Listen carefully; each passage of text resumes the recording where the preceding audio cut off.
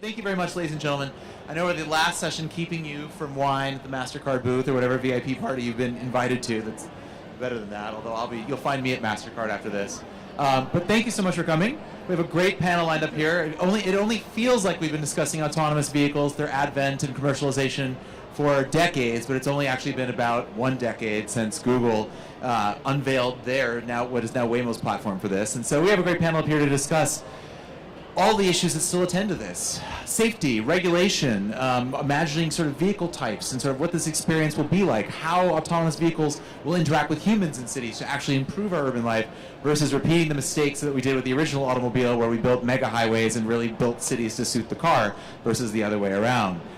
So we have a great session here. I don't know if you have here, I've got a sequence here. So to my immediate right is Wessel van der Poel, who, as he was putting it, they've been building autonomous systems since 1999. So really, Wessel gets the credit for the most experience on here, which we'll get into. To his left is Gretchen Effgen, or Effgen, I forget the G. It's Effgen. And she is the Vice President of Partnerships and Team Business at nuTonomy. If I'm playing favorites on this panel, it's nuTonomy. I got my first ride in an autonomous car in Singapore in a nuTonomy car in 2015.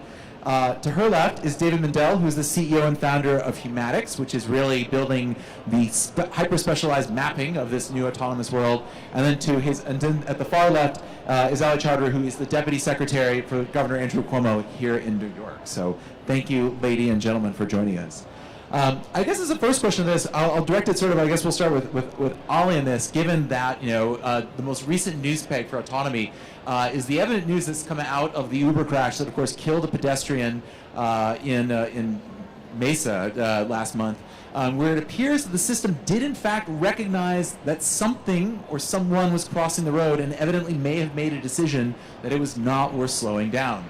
And of course, the state of Arizona had been very aggressive in its testing regimen and welcoming companies there and allowing them to test this. And in the wake of that Uber crash, there, of course, the state of California, suspended, I think, let Uber's permit lapse there. The state of Arizona quickly shut down that testing. nuTonomy, of course, the city of Boston, just as a preemptive measure, asked testing to halt. There was a real sort of tapping of the brakes, so to speak, of this. And so, Ali, as someone on here from the state, obviously New York State has been welcoming to autonomous vehicles, not as welcoming as some states, not as restrictive as others, but I'm curious from your perspective on this crash and others with Tesla Autopilot about, are states and governments pursuing the testing of autonomous vehicles too fast, too slow, just the right speed? I'm curious what you've taken away from where we are right now in the life cycle of the autonomous revolution and how quickly we should be moving in the state and city of New York. Thank you. Can everybody hear me? Yep, get in close to that mic. Sure. So I'll answer this question this way. I think when it comes to New York and our autonomous vehicle testing program, we're moving at exactly the right speed. I think we've been somewhat balanced and cautious in our approach. I don't think it should come as a surprise. And I think we feel somewhat vindicated by some of the incidents that have come up recently as to the approach that we've taken. But just to give some background as to where we are in New York. 2017 was the first year that New York launched its first autonomous vehicle testing program ever. So we started a little later and a little slower than some other states, but I think that gave us the benefit of some hindsight, gave us the benefit of other people's experiences, and we learned from their pitfalls and challenges and somewhat adopted our program accordingly. So in New York, the two reasons why we entered the framework of autonomous vehicle testing, really, there's two large reasons why the governor carried the program, introduced it in his budget proposal, and then signed it into law. One, largely because we all want the roads to be safer, right? I mean, that's the basic regulatory public policy outcome that any government wants, that autonomous vehicles should make the roads safer. I think what happened in Arizona, unfortunately, shows that it may not be there yet, so we do have to be a little careful about the way we allow these to be tested and under what conditions. I think if a vehicle in an autonomous mode doesn't stop and doesn't recognize objects that a human being who was paying attention would have, then obviously that's not the outcome that anybody's working towards. But more importantly, the second reason why the government embraced it is from an economic development perspective. New York, when it comes to infrastructure, 100 years ago was a pioneering state. We created many of the technologies and the construction innovation that the rest of the world followed, whether it was bridges, highways, tunnels. public transit, subways, whatever the case may be. And I think for a long time, New York's fallen behind in that. This is the future of transportation and connectivity. So when we looked at autonomous vehicle technology and its proliferation across the country, the reason why we provided a new program for the state to follow is because we are also very aware of the talent and the opportunity that New Yorkers provide to the companies that want to be testing these vehicles. So for example, New York offers all 4 seasons. New York's got the most number of Ivy League universities in the country. We turn out the most number of STEM students nationwide. We turn out more PhDs and scientists than any other state, and we're number 3 in high-tech employment in the country.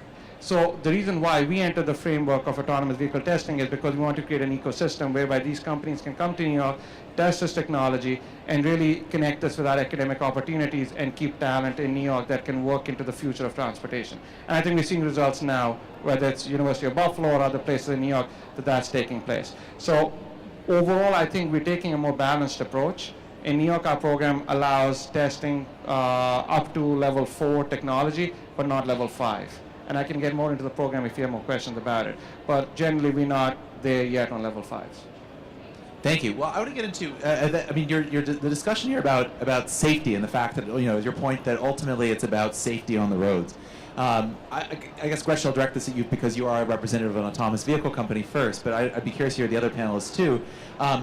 Do we need to start rethinking some of the actual fundamental promises that were made about autonomous vehicles? I mean, because the whole mythology around them to date has been that they would be flawless, that no one would ever die in car crashes again. I mean, this is part of the whole marketing message that they'll be totally safe. And yet it's been interesting because the reaction to this, as we were discussing earlier, has been, this notion of, oh my gosh, someone has died in this. Now we need to quickly step back, and people are sort of reacting very stiffly to this. And it raises interesting questions. I mean, are people going to treat autonomous car deaths like they treat auto accidents? We know 40,000 people are dying. We know that traffic fatalities have gotten worse since they bottomed out in 2009. Or are we going to treat them like aviation deaths, where everything is too cautious? I'm curious about how should we approach the safety of autonomous vehicles in this in time? Is this just the knee-jerk reaction to an oversold promise that nothing bad would ever happen with autonomous vehicles because the computers are perfect? Or I don't. Let's see if it takes it a second to kick in. I think the technology is still very much in development, and I think that is clear to folks that this is technology that we're still building, and the ultimate promise that we're looking toward, this 90+% reduction, in human fatality, it's going to take a long time to get to that point. The technology is still very much in development. We have safety drivers in the vehicles for a reason. There's all sorts of parts of the software and hardware stack that are developing in parallel, right? So the various sensors, LiDAR, being able to produce those things at scale, having the compute power to synthesize all of that data in real time. This is all building simultaneously. I think we will get to a point, and we're projecting out, some decades now, where, we will look back and say, wow, we used to put humans behind vehicles, but it's going to take time to get there, and I think people realize that. Wessel, as I was saying, we're building autonomous systems since 1999, usually sort of on guardrails and protected. What lessons have you guys learned from building this from 20 years now of experience in terms of how to build safer systems, how to increase capacity? I mean, what are the lessons that we can borrow from the stuff you've worked on and that you're pushing forward now into, I was going to say more conventional autonomous vehicles, but that's where we are. I think safety is, of course, the first thing that's the most important. I think for us it's also efficiency. And I think our approach is a little bit different because we start off on a dedicated lane, on a dedicated track. So for us, we can control the environment around the vehicles. So we control the vehicles crossing the track, or the vehicles going over the track. And I think that approach, we started with that approach first, and then we're going to grow continuously towards autonomous vehicles on mixed roads. And that's a process that we've been working on for almost 2 decades. So I think something you have to grow into. I think what the Ubers and the other companies doing with autonomous vehicles on the mixed road, they have to do it to get the experience. But it's unfortunately it came with a cost. But it's they learn so much from it. But we have a little bit different approach on that one. So hopefully in 5 years we will also have a vehicle on a mixed traffic. But we did take it step by step. a little bit slower. So that's our approach on it. So, and I think that works for us. I think we have transported over 40 million people since 1999 with 2 applications. And the reliability of the system is 99.7. And there has never been any accident, so we're really proud of that one. I don't want to belabor safety too much, but I figure I should get these questions out of the way. And one of the thoughts I also had too is in light of today's news with the Uber crash, is it would have been interesting. My thought to myself was, who knew the model beforehand? Like that system made a decision, evidently, or allegedly, I guess you should say in true journalese, the system allegedly made a decision about whether it would stop or not. And my question was, who created the model that understood under those circumstances? And Gretchen, I mean, nuTonomy has its models and publishes its models. I mean, should there be, and this is also for Ali as well, should regulators have copies of the decision-making trees that these software have? Should it be registered with regulators beforehand so that we know what they're likely to do in certain circumstances? And should there be audits by governments or at least third parties that are then submitted? How do we build a sort of culture around this that we know what the AIs are doing? And is that important? Or should they be black boxes? I personally can't say I agree with that standpoint, but obviously there's competitive issues. Right. The approach that nuTonomy takes is a rules-based approach, and so we build the decision in a hierarchical sense. If you build a pure, iterative, scenario-based decision tree, it gets out of control very quickly. You can't even imagine the number of edge cases, right, that you could possibly handle. So we follow a formal methods, rules-based approach for the precise purpose that we would be able to go in and diagnose should a problem happen, where did that happen, and be able to fix the problem. So that's the approach that we take, feeling that it's the most scalable, and it also makes it the most commercially acceptable in the future. Now, I'm curious your take on that as well. I mean, in terms of what would you think about asking from actual autonomous car operators in terms of understanding what their AIs are doing at given points or what they're likely to do? It's tricky, right? And I'll be the first one to admit that from a regulator perspective. To an extent, you want the industry and the innovation to continue unencumbered so that we get the maximum benefit out of innovation and we don't slow it down. And I think that, frankly speaking, we're having this conversation because the private sector and the industry and all of our tech partners moved much faster than government was, right? All of this is happening in the private space, not in the public space. We are now finally coming to grips with what does this mean for transportation, for our cities, for our residents, for our motorists, and so on. So I think it's a balance. You have to allow the innovation to continue unabated.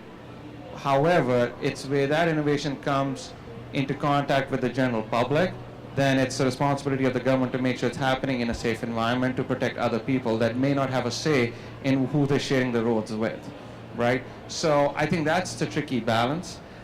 So in New York, for example, you need a permit now if you want to test on public roads. And the permitting process itself, I won't call it rigorous, but it is careful. The routes, the hours have to be submitted, they have to be approved. There's insurance policy requirements, for example. Construction zones aren't allowed, school zones could be limited out, those kind of things. However, if you're on private roads and there's enough testing taking place on private roads, for example, I mentioned University of Buffalo has all these self-driving bus being tested now. You don't need a permit. We allow that to happen unencumbered because it's not on public roads with the general public. So there is a balance, and I think every state or every municipality is somewhat grappling with what that balance is. Some will get it right, some won't. I think we feel pretty good with where we've ended up. We haven't had, God forbid, any incidents in New York yet. David, thank you for being patient. All right, moving beyond the safety aspect of it. The other great promise, I feel, as an urbanist, is that autonomous vehicles, once implemented, would be shared. They would move away from single passengers, which we'll come back to. But also more than that is they would allow us to basically start undoing all the lane space we created. They would be able to operate in mixed environments. They would be able to allow us to have autonomous vehicles share streets with people. I mean, this is one of the projects I work on at LA CoMotion, is imagining the street of the future in which AV shuttles interact seamlessly with delivery bots and humans and pedestrians and cyclists of this. And so for this, they're going to need precision mapping that goes way beyond just simple GPS. So as a starter question, I was hoping you explain exactly what Humatics does and how you are enabling that to happen, how we can actually create this hyper-precision urban environment in which the robots can interact in streets that are not, walls of traffic that divide neighborhoods or highways. Sure. Humanics is the first 4 letters of human and the last 4 letters of robotics, with the human first. One of the things that's come up here a little bit is, autonomous systems have been out there operating. I've been working with them since the 80s, in the ocean, in aerospace, in space flight, in many different realms, and a lot has been learned about how to make those systems robust, reliable, and safe.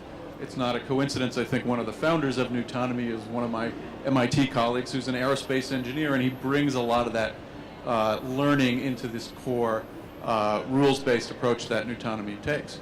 One of the other lessons of many, many experiences with robotics and autonomous systems in those extreme environments is that these systems work best when they are connected to the environments that they're in one way or another. And what we do at Humatics is build very high precision navigation systems that enable robots of many different kinds to interact with their environments, with the people around them. I think we're moving out of a world where we think of robots as alone on their own by themselves, and we're moving into a world very rapidly where it's all about 3 key things: people, robots, and infrastructure. Those 3 elements have to be exquisitely aware of where each other are in real time. We build very high precision systems that enable a car to know where a person is in a very positive, safety critical way, very high precision, to navigate itself relative to street lights, relative to traffic lights, relative to other cars, and bring that new form of data into the autonomous algorithms. So I say, so that, I mean, from what you're seeing then, given the fact that you're working with robotics and factors and things like this, is my question for you is what's the true form factor or the next form factors of autonomy going to be? Because right now we're focused on autonomous vehicles. Autonomous shuttles here that go back 20 years, autonomous cars, and we seem focused on like the sedan or the SUV. I think of Waymo and Uber. Jaguar SUVs, Volvo SUVs. But it really suggests that autonomy, once it matures, is going to be something else completely different. Autonomy will simply be a feature, like the way people talk about AI, will simply go into various objects. And so what have you learned, David, from like autonomous robots in factories, things that are navigating themselves? I mean, we can start to imagine a streetscape that is autonomous, where the street lights themselves are autonomous, or the mailboxes are autonomous. I'm curious about how far away we are from that. What do we need to actually implement that in terms of what needs to be embedded in the city, what needs to be embedded in the system? Well, we view autonomy as actually a matter of relationship. If you think about a classical, I think it's an obsolete 20th century view of autonomy as aloneness. We see autonomy as about relationships. And again, we've learned this from 40 years of engineering different types of autonomous systems. There's always design trade-offs about how much intelligence do you build into the vehicle itself, how much intelligence do you build into the environment. I love New York City. One of the reasons I love New York City is that to my mind, the city is kind of the greatest AI that human beings have ever made. There's so much intelligence already built into an urban environment, and that allows us relatively dumb humans to navigate without a whole lot of cognitive load, and we absorb that intelligence without even realizing it. It's just beautifully seamless. That's the place that I think autonomous vehicles of all kinds, whether they're cars, buses, or literal pizza delivery box, will evolve toward, where they're constantly in a state of exchange and relationship with the city to learn about where they're going, with people for not only obstacle avoidance, but kind of are you my mother kind of relationships. And that's the kind of connected world that I think we have to evolve toward. We'll always be in hybrid environments where there are people and robots. We want to be in those environments. Human environments are economically productive environments. There's no such thing as a fully autonomous system. The rovers on Mars are not fully autonomous. They're all in relationship to each other, and what we do at Humatics is engineer those relationships with a great deal of robustness and precision. Now I can think of as, you are not my mother, you are a scary snort. Yes, a scary robot. Building up that for a second in terms of going back to passenger vehicles, questions for Gretchen and Wessel on this, which is, I've noted in the last week or so, both Didi and Ford have announced joint ventures in China or partnerships in China to think about the future designs of shared vehicle designs, implied to be autonomous ultimately, but focusing on custom vehicle designs for shared passengers beyond, what Ford already has in its portfolio, or Mercedes Sprinter vans, or sort of existing types of this. And so my question, I guess, first for Wessel is, what have you guys learned for 20 years of doing this in terms of what's the right sort of vehicular design for passenger comfort, but also capacity of this? Because the news stories I read are implying that like Ford and Didi are thinking about basically coach air travel as their model for this. So if you were excited about the autonomous revolution leading to a living room on wheels, goodbye. That's like imagining your Pan Am like casino in the sky kind of thing. So I'm curious, both of you, because since you're actually partnering with, of course, automotive and bought by Delphi with part of Aptiv, is what do you think sort of is the intermediate to far near-term future of what vehicular design will look like in a world of autonomy? I think this is probably one of the most exciting times to be thinking about that, and I think the vehicle format, form factor, level of comfort is going to vary by speed, and use case, and what you can have safety validated for those designs. I also think we have this tremendous chapter of opportunity. While the cost of this technology is relatively high, it really only makes sense to operate these vehicles in a shared capacity, get as much capacity into these vehicles as possible, and share the cost of those rides across multiple people. And as an urbanist, if I can borrow your moniker, I get really excited about the thought of shifting people out of single occupancy vehicles using good design, not just the form factor and the appeal of the vehicle, but also good business model design and good thinking around our urban design in terms of making the experience of sharing a ride from an aggregated, pickup point and drop-off point more dynamic than public transportation as we think of it today, more cost efficient in terms of time and speed, rather than using a single occupancy vehicle. I think we have a chapter of time before this technology really can permeate into the personally owned vehicle, where my hope is we can really shift consumption habits and get people thinking more about shared modes and different modes of transportation. Well, just to follow up on that one, what is it going to take in terms of social norms and market incentives to make that happen? I know you guys are working with Lyft to implement, an actual paid service in Las Vegas, if I understand it correctly. Lyft has Lyft Line, and they talk about this, but still the majority of Lyft rides are single passengers plus a driver in that regard. So you'll still have single occupancy autonomous vehicles in that. Have you thought about, it seems you guys are further down the stack by design of this, but have you thought about what it will take to incentivize people to take shared rides beyond simply our hope that this will move people out of the mode? Yes, we've been doing research with ride-hailing companies globally on what does this take, and culturally it's going to differ from country to country for sure. But we do talk about how we all share space on the subway and on planes and on buses, but there's something about the passenger vehicle that just doesn't quite in our psyche feel quite right. And to me, that's a design opportunity and a challenge. And so I think we can solve that with design. It's also a shifting social norm. Like if something is designed to be shared and you never have this evoked muscle memory around, oh, this is a personal car and I think about this space differently. If you shift that context entirely, hopefully we can start to change. That goes exactly your experience, Wessel. You guys do design shuttles in this. So I'm curious, what has been your approach to designing, to really shift that mind space out of I own this car to I am using a mobility service at this point in time? I think, first of all, the focus that we first had as a company was that we were focused on the personal rapid transit, so the smaller vehicles. And then we noticed that there was a higher demand for larger vehicles for two simple reasons. That it means that you have less vehicles on the road, and it makes your streets more efficient. So that's what we see now, is that there's a change towards bigger vehicles, and I think how to make people use these vehicles is to make the barrier as small as possible, to make it as very easy to get on these vehicles. And I think that's a challenge, and I think everybody's working on that right now, but it's a process. Especially when everybody, for example, in the States, I think more than in Europe, is so attached to their car. They love their cars here, and I think it's going to be hard to get the Americans out of their car. But I think, for example, in the big cities, I'm seriously surprised that there are so many traffic jams in New York, and same as in San Francisco. I'm Dutch, so I walk and cycle a lot, and that goes really quick, even walking in San Francisco and New York. So I would suggest people using more shared vehicles. It makes more sense, but it's we'll see where it ends. Well, I say this is why I bring up the question of norms, because I saw a recent quote by Moya, which is Volkswagen's mobility arm, and they've designed their own shared vehicle prototype, and they describe it as, we've created a vehicle for sharing for people who don't like sharing. And I'm like, that gets to the essence of this, the disconnect between the rhetoric and where it goes.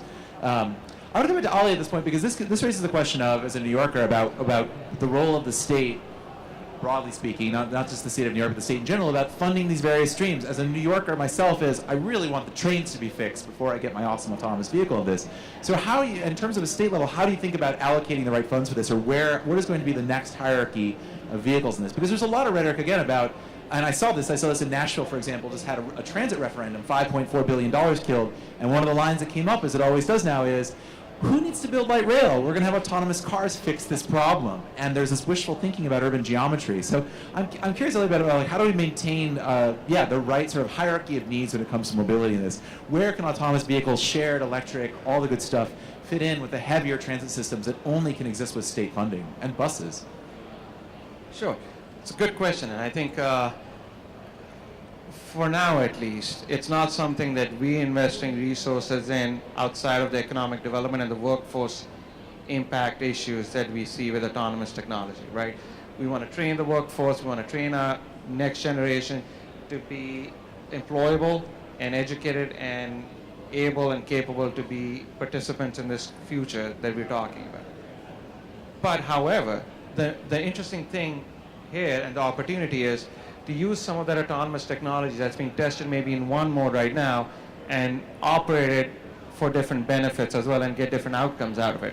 So for example, what we're talking about here with hopefully designing these vehicles to be shareable, because what drives people like me nuts is the idea of single occupancy autonomous vehicles driving around. Because if you think congestion is bad today, wait till you see what that looks like, right? That is not something anybody wants or anybody's prepared for. So we have to embrace this technology in a way that it's shareable. Otherwise, a lot of people don't drive to places today because they don't want to drive there, they don't want to park there. But if you live in a world where everybody can own a vehicle and vehicle ownership goes up, and it's one operator, one passenger to one vehicle, that's a whole different problem. But however, on the MTA side, since you raised it, we now, for example, based on the Genius competition that we launched last year, we are now using LiDARs and autonomous vehicle sensors and technology that were actually tested and manufactured for these sedans and these vehicles, and we're testing them out on the rail cars as we speak to hopefully bring that forward, overcome some of the signaling and the track issues that are so obsolete in the system that replacing it and upgrading it is a whole different challenge. But the technology exists now that if you can retrofit some of the rail cars with that technology that's been tested for another fuel altogether, it may actually allow you to alleviate some of the problems that the rail is having on its side. So I think the technology itself is fascinating, it's exciting, and we have to have an open mind on how we use it. A lot of the manufacturers, for example, are using autonomous vehicles only with electric vehicles and not the gasoline-driven vehicles, which is also a good thing. Right, so these are all other outcomes that I think we want to see into the future that we all want to imagine. And I think that's why all of these public policy outcomes have to be married together in a way that it makes sense for the cities and the residents of the cities that these are going to service. So speaking of the subways, I want to transition there to David on this, because David and Humanics is working on the subways here, at least on some of the signaling stuff. So I was hoping you could touch briefly upon that project, about what you're doing sort of there with deploying sensors there, but also what that also says about the next generation of infrastructure, lighter weight, digital, what lessons we can take from that about, how, given the spending limits, of course, on states and city governments, in terms of like what can we design that's more flexible and lightweight in this. So could you touch upon that? Sure. Ali mentioned the MTA Genius Challenge. Of the 4 finalists in the Genius Challenge in the signaling category, 2 of them are using our technology, which is called ultra-wideband. It's a radio-based, very robust, highly tested in other kinds of environments, including mines and Arctic railways and things. Measures the distance between the trains, measures the position of the trains with very high precision, very high robustness. And this is an example of how a modern technology, in a way, can substitute information infrastructure for physical infrastructure, because it enables the trains to maintain the same level of safety, to become closer together during rush hour, improve capacity, and I read in the New York Times, $3 billion a mile for digging new subway tunnels here. you're talking in the like single millions per mile to instrument. But also, because it's a modern mesh network, scalable topology, you don't have to start out by instrumenting all 600 miles of the MTA with it. You can do a station at a time, a mile at a time, and gradually build up an emergent network in pieces as it goes. So you can start on the most critical high-capacity lines. That's the next phase of the Genius Challenge, and expand from there. That's a much more modern, scalable architecture as opposed to the kind of legacy quotes that the MTA gets for new signaling systems, which are like $10 billion and 50 years to start the whole thing. And by the way, it doesn't work till you turn it on at the end of half a century. We're actually in there now with these little teeny radios that are, very highly safety qualified, but going one at a time almost, 100 at a time really, instrumenting the trains, letting the trains know where they are relative to each other, bringing all that software technology, all the analytics, and they plug into the light sockets in the tunnels. I think that's really interesting and exciting as an opportunity to be able to cross-reference all these industries and technologies. Now, as soon as David is done doing that, I'd love for him to develop driverless snowplows, because that would make my life so much easier. It would be so great. Let me tell you that the snow problem for driverless cars is one that we are hard at work on. And that, again, as we've heard on this stage a few hours ago, there's a reason that they're testing in Phoenix and they're testing in Florida. And maybe as soon as this winter, with a partner, we are going to demonstrate autonomous cars in 3 feet of snow with a total whiteout, driving with the same level of safety. Something I have a that's few dear ideas to my there, heart. let's talk. I say I personally want an autonomous bicycle and an autonomous bus before I get an autonomous car. Gretchen, I want to turn to you for that one in terms of the environments in which autonomous vehicle testing is happening. As Lily David just mentioned, it's in Phoenix in Southern California, and you guys are in Singapore, Boston, Las Vegas, 3 very different grains of urbanism, weather, topography, everything else. And I'm curious why, and Wessel, this is a question for you too with your various shuttles. I mean, obviously you have customers, but what are we learning from applying this in non-Sunbelt states, and why are you choosing what cities you are, and what problems are you trying to solve in each city?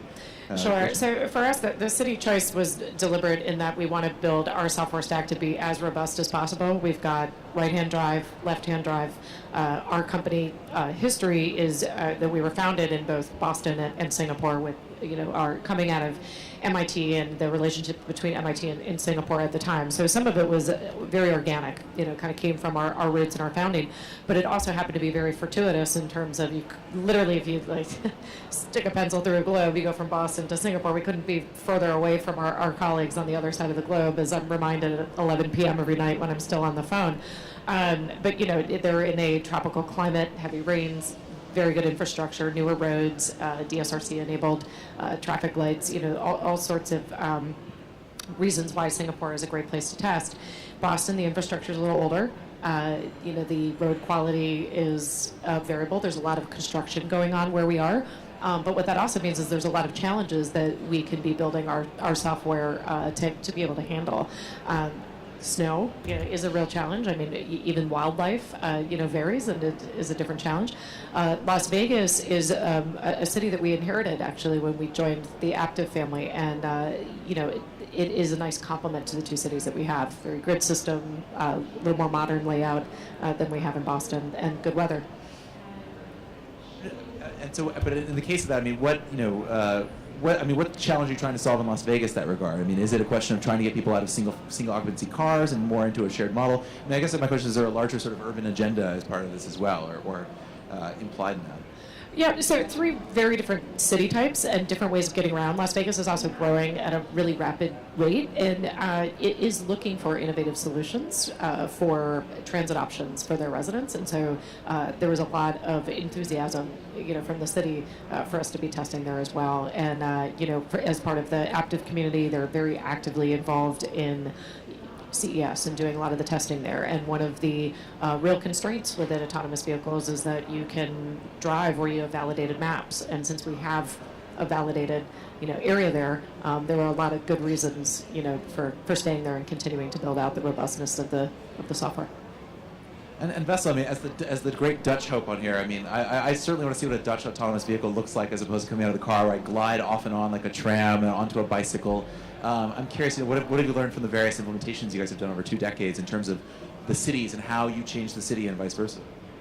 I think because all the cities are so enthusiastic about the subject, it's very important to start at a very early phase, getting all the right stakeholders together. Also with the municipalities and the neighboring people living around. So it's a process because it takes quite a bit of time for our system to get deployed. So getting the right people involved is one of the big challenges and one of the big success factors in how we approach these kind of projects. And yeah, what we've learned is also just for a vehicle point of view, we have vehicles in the Middle East that we have to cope with sandstorms.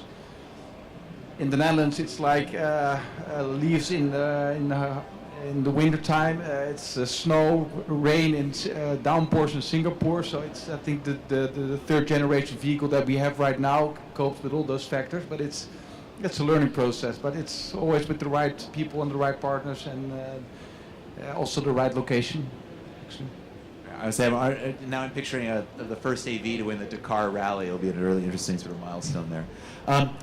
Ollie, I want to come back to something you mentioned earlier about congestion pricing, and I want to come into this. Well, I think it was touched upon very briefly because obviously that was that was mooted by Governor Cuomo in the last budget. But this comes up because the other piece of news today I thought was really interesting is Google has its I/O conference and they just unveiled an AI voice that sounds extremely human-like. And apparently it was mentioned in passing that one of the first uses they're going to have for it is they're going to have it make on holidays thousands upon thousands, if not millions, of robocalls to businesses to see who's open on that day. When AI is that cheap, you're going to use a lot of it. And my fear always is that autonomous vehicles, because it will be so easy for the end services, Uber, Lyft, etc., to deploy them, that we could easily imagine our streets choked with AVs. So my question is, congestion pricing, road pricing has been a very difficult political sell, going on several decades now, but does it become a complete necessity in an era of AVs, and does it become more understandable to people to sell? Also because it's a new technology, therefore the political leverage is to say, hey, we have to regulate this thing. So I'm curious about whether they go together that way, AVs and congestion pricing, or thinking about ways about how we're going to sort of control these services. So I wouldn't tie them on the timing front because I think AVs are way further down the road. I think congestion's a real problem now, right? I mean, is there anybody in this room that thinks that congestion current status quo is acceptable in the central business district of Manhattan? Probably not, right? So just to talk about congestion pricing as a concept, it's not new. It's been around for, like you said, maybe going over 20 years. I sometimes feel like we're the only ones talking about it. The governor is the only one that's actually raised the issue as of last year, embraced it as a concept, and nobody else is. And I think we're looking for partners, including among elected officials in this city. The governor appointed a fixed NYC panel. Panel came out with a report, and if I was to talk about the panel report, the recommendations are sequential, right? So there's 3 sequences of dealing with congestion. And not to get into all of the details, but the primary recommendation for sequence 1, or the phase 1, is that you have to provide better alternatives to people that tend to drive into the city, mostly from outer boroughs where there are transit deserts. You have to give people a choice that works. So the subway's got to work better, but so does the bus system. You have to provide people an option that's workable, otherwise you're just penalizing people that don't have a choice. So that's an equity issue, right? So it's not a coincidence that there is a new bus action plan. It's not a coincidence that there's a huge new bus plan for Staten Island. It's not a coincidence that Andy's rolling out double-decker buses and express bus service for the outer boroughs. All of that is part of the same conversation on a sequence of what needs to happen in phase 1. The governor did have pieces of it in his budget that were accomplished, such as a new surcharge on for-hire vehicle service starting in 2019 to hopefully disincentivize people from riding into the central business district when you can take public transit. All of that money goes to the MTA for upgrades and operating costs, plus a $50 million fund for outer borough transit investments. All of that is definitely phase 1, as was always envisioned and discussed, because it seems fair. Phase 2 is a separate conversation, and I'll say this, I've said it before, there is no way phase 2 or phase 3 of congestion pricing can ever take place without the very jurisdiction in which it has to be implemented, which is the City of New York. They own the streets, they own the roads. That has to be part of the conversation, and as far as I can tell, we're the only ones actually championing for it, and hopefully that will change. Yeah, well, a whole welter of issues there. We only have a few minutes left, so I want to go to my other three panels on this and thinking about just a look forward here about changing business models of this, because so far a lot of the discussion about autonomy focuses on moving people around, either at a service or at a vehicle they own. But obviously there's tremendous opportunities, particularly around moving goods as well as people. All sorts of various business models that might emerge from autonomy. I know, David, I hope you could talk a bit about drones. I know if you really believe in passenger drones, you should be at the Uber Elevate conference on the other side of the country. But there's some interesting opportunities here about how we're actually going to move goods through cities, because I remember Anthony Fox, the Secretary of Transportation, estimated that e-commerce growth and urban freight growth will grow way ahead of population as well. So how are we going to move this stuff? So if you could spend your last few minutes thinking about some potential new business models or thoughts you've had about this, about where autonomy goes, once it goes from something that is exotic and test-worthy to something that is ubiquitous and bleeding into various things around us. I'm very partial myself, frankly, to some things like Jita, which is Piaggio Fast Forward's cargo bot that's like a pet that follows you down the street. Thinking about the fusion of delivery and personal robotics and things like this. So I don't have any particular thoughts on this. David, you were saying earlier that drones won't happen without you, so I'm curious if you could expand upon that. Well, I mean, as you talk about congestion, there is this whole third dimension, which, I'm a pilot, so I live in the air traffic system all the time. It's a wonderful system, but it doesn't know how to handle anything below 1,000 feet yet. People are at work on that. There's a lot of reasonable social barriers to, are people going to accept small drones above their heads? What does it take to make those drones safe? What does it take to make a small delivery drone safe? People forget that, half the FAA's job is protecting those of us on the ground underneath the airplanes, and that's going to be the same for drones. And at the same time, as those kinds of vehicles come in, they will need to be very precisely related to everything around them. The size of the business opportunity for autonomous vehicles for either human or cargo transport in cities is directly inversely proportional to the size of the landing zone. So the more precise you can make the navigation, the smaller you can make the landing zone more robust, the greater the opportunity from a business point of view.